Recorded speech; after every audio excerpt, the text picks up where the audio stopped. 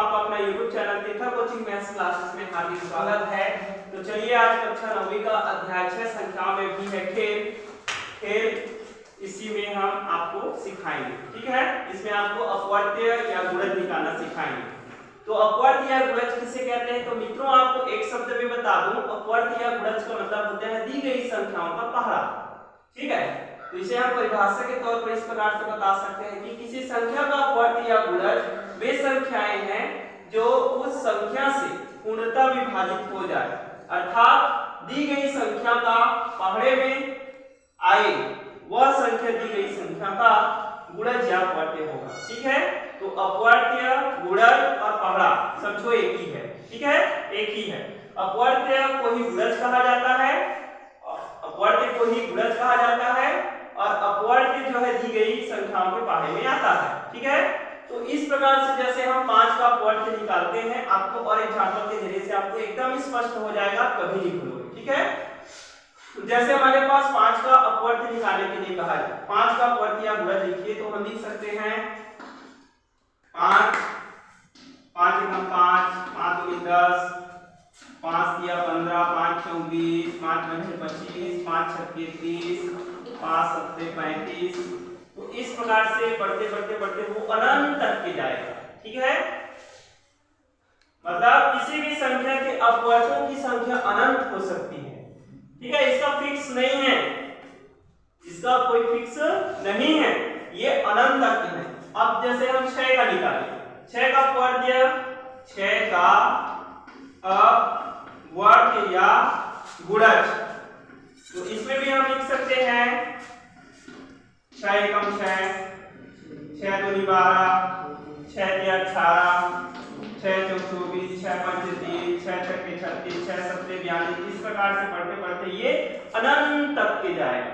ठीक है, जैसे हमने निकाला सिंपल सा है, जैसे 10 का अपवर्त्य निकालते हैं, 10 का अपवर्त्य या गुणज, तो 10 का जैसे ही हम अपवर्त्य या गुणज निकालते हैं तो फिर से वही 10 एकम 10 10 दूनी 20 23 10 चौक 40 10 पंचे 50 10 छक्के 60 70 80 90। इस प्रकार से इनके अपवर्त्यों की संख्या अनंत है।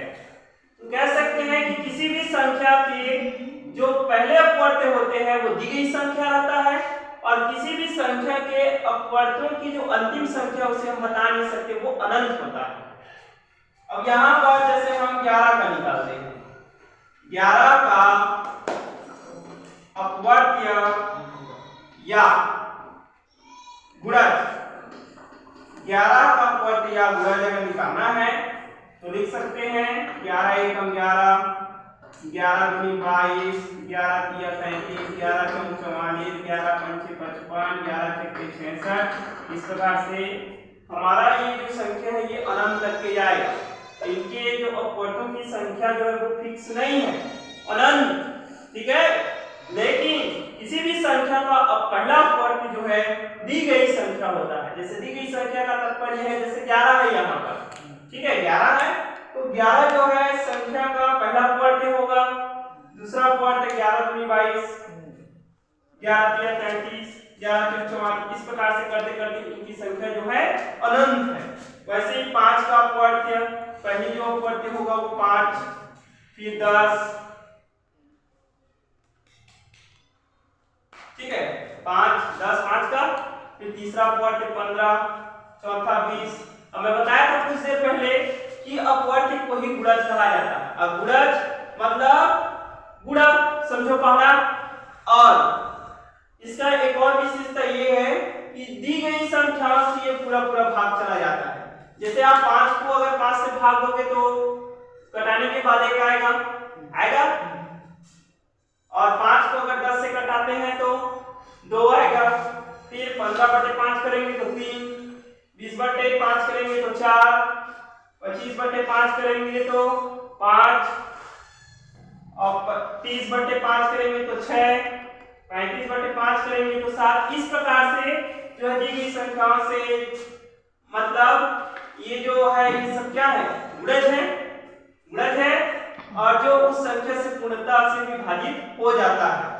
तो मित्रों अगर मैं आपको कहूं कि आप सिंपल सा अगर 12 का बता दो, 12 का अपवर्त या गुणज लिखो करके अगर बोला जाए आपसे 12 का अपवर्त या गुणज, 12 का अपवर्त या गुणज भी हम बता सकते हैं। 12 का पढ़ना फिर से तो लिख सकते हैं 12 एकम 12, 12 दूनी 24, 12 तिया 36, 12 चौके 48, 12 पंचे 60।